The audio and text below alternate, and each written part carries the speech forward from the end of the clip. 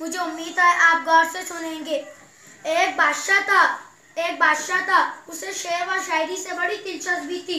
एक बार उसने कुछ शायरों को बुलाया और अपने दरबारियों में शामिल कर लिया। उनकी तनख्वाहें भी मुकर्रर कर दी।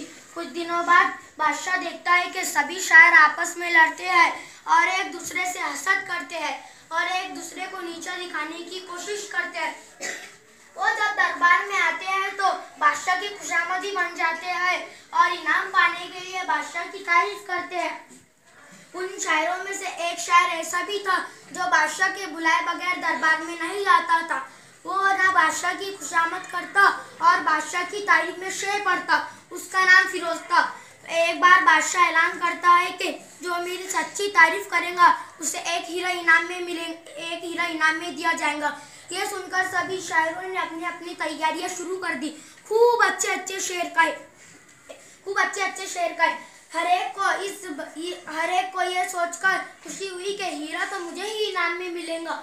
एक खास दिन बादशाह ने सभी शायरों को बुलाया और कहा, जिसने जो कुछ लिखा है वो सुनाए। एक शायर उठा, उसने अपनी नज़्म सुनाई। दरबारियों ने उसकी बड़ी तारीफ की। बादशाह ने उसे एक हीरा इनाम में दिया। हीरा पाकर वो बहुत खुश हुआ। वो सलाम करके बैठ गया। उसके बाद दूसरे शायर ने भी अपनी नज़्म सुनाई। दरबारियों ने उसकी भी तारीफ की। बादशाह ने भी उसे एक हीरा इनाम में दिया। वो भी सलाम करके बैठ गया। इसी तरह सभी शायरों ने अपनी अपनी नज़्म सुनाई। बादशाह ने उन्हें एक हीरा इनाम में दिया। हीरा पाकर वो बाग हो गए। फिरोज अपनी जगह पर ही बैठा रहा। बादशाह ने नाराज होकर कहा, तुमने क्या लिखा है, सुनाओ। फिरोज ने कहा, अगर बादशाह सलामत आप मेरी जान बख्शते तो सुनाओ। बादशाह ने फौरन कहा, जाओ, तुम्हारी जान बख्शती, अब सुनाओ।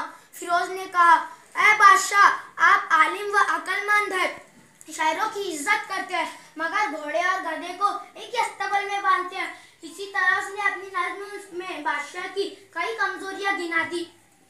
दरबारियों को बड़ी हैरत हुई। वो सोचने लगे कि बस फिरोज की अब खैर नहीं, वो जरूर मारा जाएगा।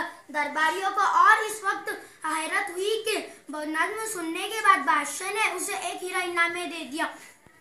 दरबार खत्म होने के बाद सभी शायर हीरे की कीमत मालूम करने के लिए खुशी खुशी जौहरी के पास गए। उन्होंने अपने साथ फिरोज को भी साथ ले लिया। वो दरबारी शायर जौहरी ने उन्होंने अपने साथ फिरोज को भी साथ ले लिया। वो दरबारी शायर जौहरी ने जब हीरो को देखकर बताया कि सभी का हीरा नकली, फिरोज का हीरा असली है। दूसरे दिन बादशाह ने सभी शायरों को बुलाया और कहा, कौन कौन हीरा पाकर खुश है और कौन कौन रंजीदा। शायरों ने शिकायत की कि फिरोज के हीरे के सिवा सभी शायरों का हीरा नकली और फिरोज का हीरा असली है। बादशाह ने मुस्कुराकर जवाब दिया, इसमें ताज्जुब की क्या बात है। जिसने झूठी तारीफ की उसे झूठा हीरा मिला और जिसने सच्ची तारीफ की उसे सच्चा हीरा मिला।